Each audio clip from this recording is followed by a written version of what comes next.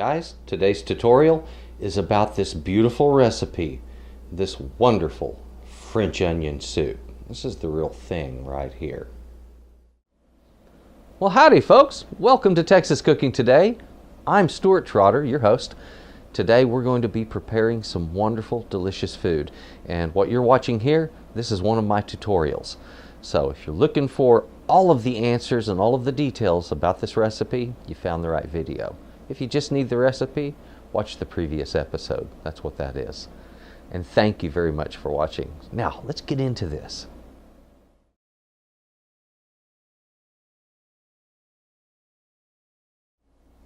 Now that is delicious looking. And believe me when I say, it really is mouth-watering delicious. This is wacky delicious. It's so good. It's so rich. It's filling. It's a soup that makes you feel like you're at home. This is a very, very old recipe. This recipe dates back to the 18th century. It's literally hundreds of years old. So I think you deserve to know exactly how my family came about getting this recipe. After all, we're Texans, we're not French. So how did this Texas family find a real French onion recipe? So here's the story. Mom and Dad meet. Dad, he is wanting to go into college so he can earn a good living for his family, for his wife. So he enters medical school, and Mom helps to support him through that. Dad couldn't really afford it, so what he did is he enrolled in the U.S. military. He signed up for the Air Force, and they paid his way through medical school, and after that he then became an Air Force officer. So basically he got sent overseas with Mom to France, and that was where he was first stationed, and basically that's how they got there. Okay, well, Mom, not knowing French, not knowing what's going on, had to have some help. So they hired a lady that helped out, and this lady was a housekeeper, but she also helped Mom learn a lot about A, Italian cooking, and B, some French cooking. And then Mom got further confirmation on this soup from other people there in France. So basically they discovered this delicious soup. She learned how to make it while she was living in France. She brought that recipe back with her. So basically what you have is the daughter of an onion farmer that learned how to make the best onion soup recipe on the planet. All right? And I'm going to teach you guys how to make this today. I'm going to teach you all of the steps and details to making real French onion soup. Let's not waste any more time. You understand the background on this. You know what we're about to make. Let's get in the kitchen and get busy making this right now. Come on, let's go. Oh, there it is, guys. We have a lot of wonderful goodies to work with. This soup is just flat delicious. And the recipe for this, as far as your ingredients, measurements, that's going to be near the end of this video, okay? So you'll know what we're using. We're going to be using a whole bunch of onions. Let's discuss that onion for just a moment. If you notice, I've got a bunch of red onions out here. Now, why do I have red onions out here? You see, most of the recipes around have yellow onions. Well, guess what? That's not what Mom was taught in France, okay? And that's not what Mom uses. And that's not what I use, all right? The recipe I grew up with uses this delicious red onion that has a full-bodied, robust flavor to it. It's nice. People say, oh, that might not be as sweet as the yellow onions. Trust me, once we've caramelized these and cooked them down the way we're going to do, they're going to get sweet. So as you see here, we've got us a big mess of onions. I've got some French bread, nice crusty French bread, some Swiss cheese, red wine, olive oil. We have some beef broth, butter, flour, thyme, garlic, salt, and paprika. Now, you might be thinking these are a little bit strange for French onion soup. Hey, this is as my mother used to make it. And I tell you what, when you've tried it, you're going to understand why those ingredients were used in it. It really makes a difference.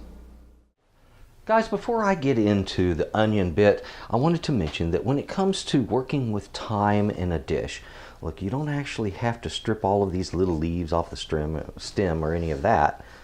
Let me show you a neat way of handling thyme, and this is the best way I know. Okay, I simply take a string, tie it around my bundle, okay, and that may be a little bit high, but it should work fine. Everything's holding in place except for that. So I'll tie him again. What this does is it makes it easy to keep all of that together. You can take the thyme out whenever the flavor reaches the intensity you want. And at that point also, it's easy to pull out because you've got a string that makes it a little more handy. That's the advantage on this tutorial. Thyme is ready to go. It's time to go ahead and process our onions, but before we get into all of this, I wanted to mention a couple of things to you about that knife safety. Number one, anytime you're cutting with a knife, the hand holding the food, don't keep your fingers out front, keep them turned under, and use this as the guide for the side of the knife, and that way you don't cut your fingertips. Keep the thumb behind, all right? When it comes to that knife, pinch the blade here so you get control on it. Otherwise, a knife blade, when you hold it in your hand like this, can sometimes have a tendency to roll one way or the other, and that becomes a very, very dangerous thing. You don't want that happening to you. So if you pinch that blade, that gets that under control so it won't happen. Much better knife control. When I am doing a whole lot of onions like this, I don't want too much juice in the air too much juice coming out of the onion. Because what that does is it releases that sulfuric fume. It makes you cry. It's a real pain, as you already know. So what I want to do is I'm going to cut the end of the onion that doesn't weep as much, the stem. If you cut the root, a whole bunch of juice comes out. If you cut the stem, a little bit. All right, so let's start there. And what I do is I like to prepare all of my onions one way first, and then once they are all started, I can then come back and do all the slicing on them. And that way I have, well, it's just an easier processing method. So I'm going to pull off this outer layer that's somewhat papery in spots and a bit thick in others, but it just doesn't cook well. Once I get all of my onions lined out just like this with that stem end cut, root end intact, and the outer papery layers removed, then I'm ready to process them. And I'm going to do all of them like this before I go on to this next step I'm about to show you. The next step, very simple. We're simply going to take off that root end. Remember, fingers under, grab your blade right, and one single stroke. Boom, root end is gone. We take the onion and half it straight down, just like this. After we get it cut in half, simply lay it down and from top to bottom, split it again, just like that. Easy to make onion slices this way, guys. It doesn't have to be perfect. If some of them are a little wider than the others, it's not going to matter because these things are going to be cooked down to such a state that they're not recognizable at all right? There we go. I'm doing all of my onions this way, the whole batch. So if you would, just jump on yours, and once we get them all back in the same bowl but cut, then we're ready to move to the next step. Let's get after it. That's what I'm talking about right there, guys. You see how I went ahead, took the tops off, took the paper off. Now all of them are ready to have that root end removed and then to simply be quartered and sliced. That goes quickly when you have them already like this. Put your onions down into a large pot. This does take a lot of cooking space, guys.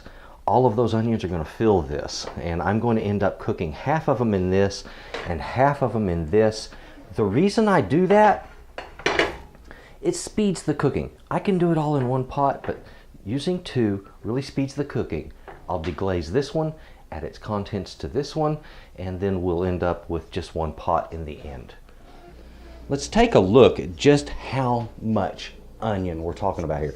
This is an 8-quart stock pan, and it is full an inch from the top, okay? That's a lot of onion, guys. I mean, that's a lot of onion. If you try cooking all of it all at once in a pan or a pot like this, that's going to be really almost impossible to stir, and the onions will be coming out of it everywhere. It'll be a mess. Don't try that. Either cook it in 2 separate batches, or just do what I do. break out another pot. I have a 6 quart here, my 8 quart, and I'm going to be using both of those. I like this one because it's got that wide bottom on it and it allows that onion to cook down as quick as possible. I'm going to divide this between the two and get my oil in there and get them over a medium heat, and we're going to just start cooking these down, okay? And they require frequent stirring and constant cooking, all right? That's what we're going to do, just cook these onions until we take it. And if you're thinking, oh, that's just too much onion soup, I don't need that much, we're going to take it from this down to the bottom 2 inches of this pan. All of these onions will be down here, okay? Don't worry about how much that is. It cooks way down. Let's get on with this. Now, I just need to divide this up. Don't forget, a bit of oil in this. You want all of these to be kind of well coated with some kind of light cooking oil. I like to just use my olive oil. Like I said, we would be looking at around probably a 1/4 to 1/3 of a cup per pot on your oil. Make sure you get them all your onions well coated, and then just keep slow cooking them, stirring them frequently until it's all reduced down to a very, very soft state. At that point, we'll get on to the next step. I've decided I'm going to set a timer for you. So we're going to set this at 2 hours. I don't really expect it to take that long. We're going to set it for that, and then we'll just subtract our time and know exactly how long it took to sweat these onions down to the perfect state. Cover them. This helps hold in some steam, and it will speed that process so those onions cook a little bit faster. You're intensifying the heat around the top onions as well as cooking the ones on bottom. These have been cooking now for about 30 minutes. I took the lids off of them after about 20 minutes of cooking. As you notice, they sweat down really nice. They've gotten really kind of soft. Now what I've got is the lid open. I'm going to let that steam come off of those. I'm going to cook out a lot of the moisture that's caught up in these onions right now. So what we're doing is we're actually just concentrating flavor. In a little while, as these cook down some more, we're going to start seeing some caramelization occurring on the bottom of the pan, and that's normal, guys. So we have that cooked down dramatically. In a little bit, once it cooks down about half of what it is now, I will combine the 2 pots into one.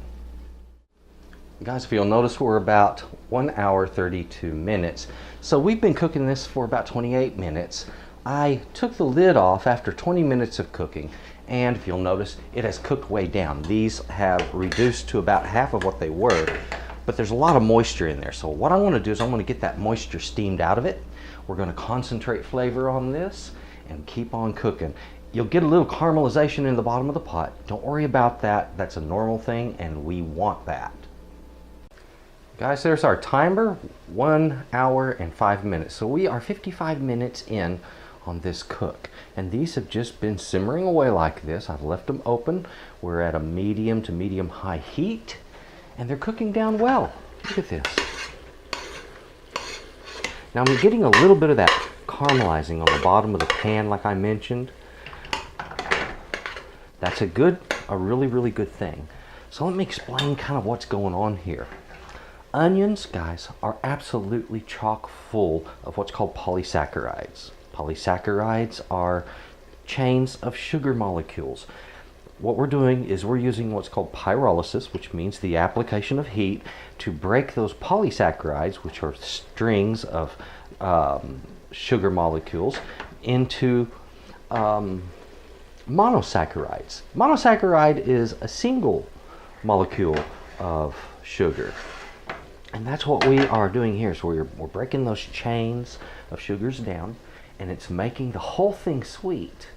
We get the beautiful flavor from this. We concentrate the flavor of the onions, and the onions actually turn very, very soft. Now, if you'll notice, we still have, you can still see some of the shape of the onions, okay? This hasn't really cooked long enough, because if you still see that shape that well, it's got a lot more cooking to do. So we've got more time in the pot. And you'll notice it when these things start getting cooked down, they really start kind of getting thick. And what that is those sugars with less water around them starting to thicken up. Now, Give it time. Keep stirring. Guys, we have cooked these down real well now. We're getting very little pooling. If you'll notice, they have cooked down to about 1 inch in each of the pots. And I'm getting some caramelization in the bottom. If you'll notice, that's kind of building up on my spoon. Don't get rid of that. That's actually very, very beneficial, and it's all part of the flavors of this dish. Now what I'm going to do is in my other pot over here, I'm just going to take that one and work it, get all of that fond off of the bottom, and then get these right down into the other pot. Now if you'll notice what I was just doing there, I got very, very brisk with this, and what I did is I just worked all of the fond off of the bottom of the pot onto my spoon, and that's going to be transferred to the other pot. I could have done this by putting a little wine in this and deglazing it, but I would have to let it sit here for a while I'm finished cooking. Well, I didn't want to mess with all of that, so let's just go ahead and transfer this to this other pot. Let's take a look down inside of that so you can realize just how much we've really cooked this out. So guys, you remember when I said we were going to cook it down till about 2 inches of material was left? Heck, that's what we've got right there. All right, we're down to about 2 inches of those onions. So as you can see, we've cooked out most of the moisture that's in that. And if you notice, as I mentioned before, you would start really losing track of the shape of the onions. It's barely distinguishable at this point, their shape. So that's just what we're looking for right there. We've done a beautiful job of cooking these down. The time it took to do that, let's look at our clock over here. We're at 44 minutes. So we've taken the better part of 1.25 hours to do this. I'm going to give it just a few more minutes in this, probably about another, I'd say 5 to 10 minutes. Then I'm going to add my butter to this. We're going to get the flour in there also. We're going to allow that roux to do what it does. I'm going to cook that flour off a little bit. You need about 10 minutes of cooking to lose the raw flour flavor. Then we're going to start adding in our other goodies and build our soup the way it should be built. This is what it takes right here to make really, really good and real French onion soup. This is the real thing, guys. Guys, our onions have had 1 hour and 30 minutes to cook, almost. It's showing 37 minutes right there. So what we're going to do, put that butter down in here. Let's get it melting. Now that butter is going to give such a rich flavor, and it's also that fresh fat is going to work well with our flour, and that's exactly what I'm wanting. So what this does, this is called making, well, if it was in a bare pan, this would be making a roux. What we're doing is we're just adding a thickener. This is going to turn into sort of a thick mess for a little bit, okay? Kind of a nasty, pasty little mess. So what I want to do, I want to finish cooking this down just long enough to take the taste of the flour out of what I have going here. And if you'll notice, as I told you, we would cook this until the onions were indistinguishable. And that's exactly what they are. I have a mass of onion pulp, basically. There's a little bit of structure left to some of them, but not much. And that is what, right there, guys, that's what makes a really, really, really good French onion soup. From there, when we start adding everything else, it just blossoms into delicious. Guys, this has had about 10 minutes to cook that flour and butter in. And now I'm just going to take, and look at this, it's a very thick, pasty mess right now. So let's just go ahead and get that broth on in there. Look at that, isn't that beautiful? If you were wondering about the effect and the appearance of the onions, there they are again. You see, they're still there. All right, don't worry about that. It looked a little weird, but here it comes. Let's go ahead and put in some of the wine. And I'm going to add in, to start with, about 1 cup of wine. And on this, it doesn't take an exact measurement. In a little bit, I'm going to taste this and see if I need to add a little more wine or not. It'll be to my liking. Now, the soup already has good body to it. It doesn't really need a lot of thickening because of what I just did. And as this comes up in temperature, it will thicken even more. It'll turn into a rich, hearty, full-bodied beef and onion soup. And I told you about we're going to save that caramelization. Let's get that down in there. It'll dissolve, don't worry about that. Little beautiful chunks of sugar, caramelized onion sugar is what that is. So yeah, I save all of that kind of stuff. It makes a big difference. Makes a huge difference actually when it comes to making a really good soup like this. There we have it. Look how thick, like I said. Look how well it coats the spoon. We have a beautiful start. Now let's move on to getting other things in this to flavor it and bring it up in temperature and get it simmering. Guys, let's go ahead and get the rest of our ingredients in there. Now on this garlic, just to remove that husk, this is my favorite way to remove that outer husk. Once you hear it kind of crackle, it just comes loose from that garlic. Now the garlic doesn't take any real special processing. Once we get that paper off of our garlic, just crush those cloves and then we can toss them right down in our pot. Just like that. Doesn't take anything more. Your thyme. Remember that little bundle of thyme that we made up? Well, let's go ahead and get this right into our pot. Just take that, drop it right in there, and tie the string to the handle of your pot. That's the reason I had a long string. Isn't that cool? It makes it really easy to fish out later. And if you're worried about this catching in the flame, cut off your excess. Our paprika, I'm going to go ahead and place my 1 tablespoon of paprika right in that pot. There we go. I'll get that stirred in. Now it's time to bring it up in temperature and let it simmer. Guys, make sure that when you are cooking this soup up, when it starts coming up to a simmer, that you check the flavors. And when you have a strong flavor of thyme, go ahead and pull that thyme bundle out of there. And that way you don't have too much flavor of the thyme. Guys, if you'll notice our time back here, look at this. 10 minutes left from that 2 hours that we started. Okay, so we have our beef broth down in there. It's come up to a boil.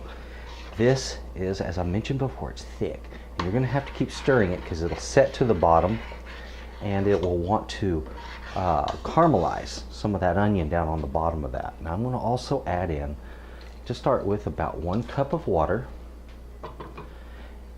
And after I have simmered this for another 10 minutes, I'm going to taste it again.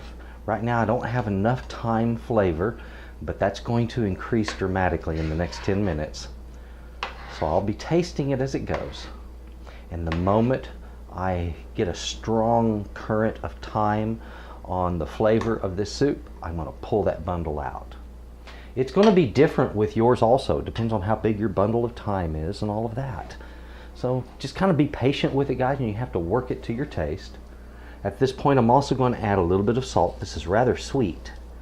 So that's about a half a teaspoon. I'm just going to let that salt cook down into it. And I'm going to stir this every 5 to 10 minutes. Just needs time at this time. So we've got thyme in it. We'll remove the thyme and give it a little more time, and then it will be time. The simmer is finished. Our soup took a total about 2 hours and 45 minutes to make. Now look at this, guys. We have this beautiful, absolutely pristine French onion soup. It is definitely very, very good quality and exactly what we're looking for. Our ingredients. All right, now we see some croûtes, some toasted bread here. I've got the Swiss cheese. Now, if you're thinking, oh, I just really don't like Swiss, is there a different cheese? Guys, please. This is important, all right? The Swiss cheese has this particular savory kind of flavor to it that contrasts perfectly with the flavors, the sweet flavors of that soup.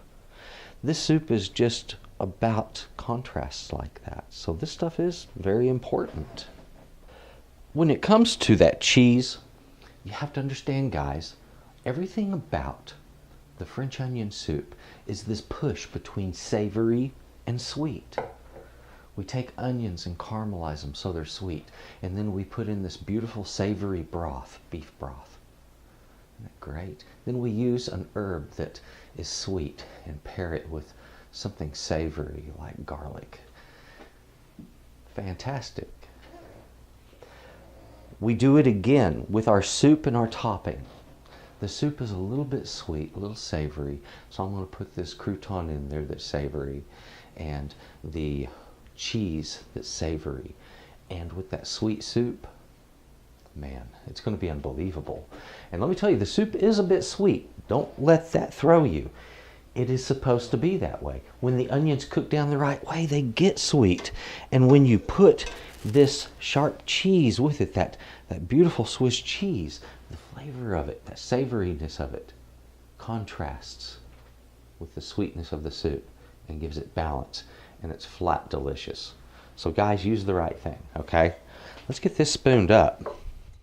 So what we want to do when we're going to be making our French onion soup, after we get it all cooked up, and it's a beautiful item like this, I then, as you see, spoon it up in a bowl. Let's put our toasted bread on top and cover it liberally with cheese. After that, and just depending on how many bowls of this you have, you want to do them all the same exact way.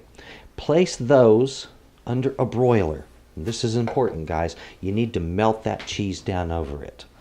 And if you want, just depending on how you've got it set up, if you want the cheese to kind of overflow the sides of the bowl and drip down, some people really like the appearance of that, okay? So don't be afraid of allowing that to be part of it. It needs to look a little bit rough. It needs to look a little bit country. That's kind of part of it, all right? So that's what we've done here. Now I'm going to get this into a broiler, let the cheese melt, and once it's melted, the French onion soup is ready to be enjoyed. Oh, this is good.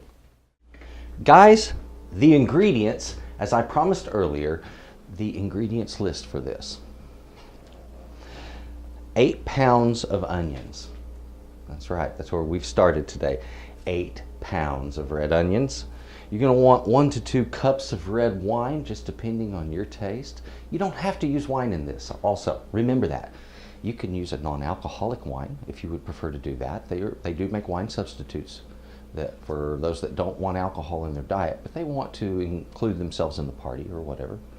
You can use that. It tastes great in it. The idea is just to get a beautiful fruity flavor, and that grape gives us that. You don't have to have it in this though. Remember that. I just think it makes it so much better. Olive oil. I will be using about 1/4 to 1/2 cup of olive oil, probably about 1/2 cup per pot there, and that's going to be just fine. As you've seen, when you cut up these onions, there is a lot of onion there, and it takes some oil to work that, okay? So you're going to need enough to coat it. The stock, we're starting with 6 cups of stock on this one. I'm using 4 tablespoons of butter, 1/4 cup of flour to make that roux.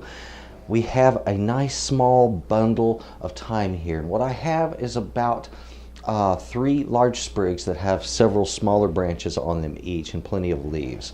Of course, as you've seen, we tie that, throw it in, and when we get the desired flavor, it comes right back out. Shredded Swiss cheese and croûtes made from our French bread. Nice toasted slices there. We're using 1 tablespoon of the paprika, salt to taste. Remember, beef stocks are all a little different, and most of them have some salt in it. So salt toward the end, that way you get it right. Garlic. If you want to use garlic in this, 2 to 4 cloves, okay? Don't get crazy on the garlic, because that's not normally one of the traditional ingredients used for French onion soup. But I find that it adds a rich background tone to it that is absolutely fantastic. So I like to use it in mine. Anyway, there's your ingredients, top to bottom. This is a worthwhile dish. Here it is, guys. My beautiful French onion soup. This stuff is so wonderful. I mean, oh wow. Get some of that cheese.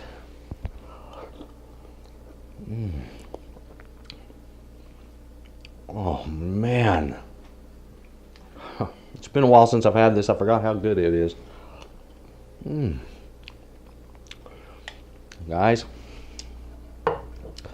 you know, I think I was a bit spoiled. I was raised on this stuff. And so I realized how good, really good French onion soup is. And once you've tried it the first time, you're like, oh wow, I can't believe it's that good. Fantastic. It makes a big batch. That's about 4 quarts made. So if you need a smaller batch, just half all of the ingredients. Not that tough. Guys, this is fantastic. And I would like to say one thing. Hey, Mom, thank you very much for this recipe. It is fantastic. Look, folks, she picked it up while she was in France. That's where she learned it. She learned it from the French. She learned how to make the real thing. And I've just shown you that exact soup. I grew up eating this stuff. And it's delicious. So, Mom, thank you for the recipe. Cheers to you. Thank you very much. Oh man, and I am going to be enjoying it, let me tell you. Folks, I would like to say thank you so very much for watching Texas Cooking Today and this episode. I would like to ask you if you would please just click the subscribe button if you haven't already. Click the like button.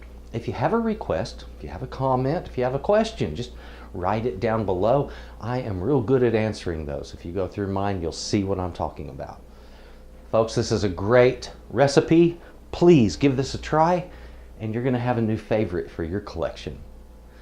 One last thing, if you would, just please have a good day. Bye-bye. Well, there it is, guys. Texas Cooking Today tutorial. Thank you very much for watching this show and for watching Texas Cooking Today. If you would, please go to my channel. Check out what I have there. There's some wonderful recipes and some great tutorials waiting for you to try. Again, thank you very much.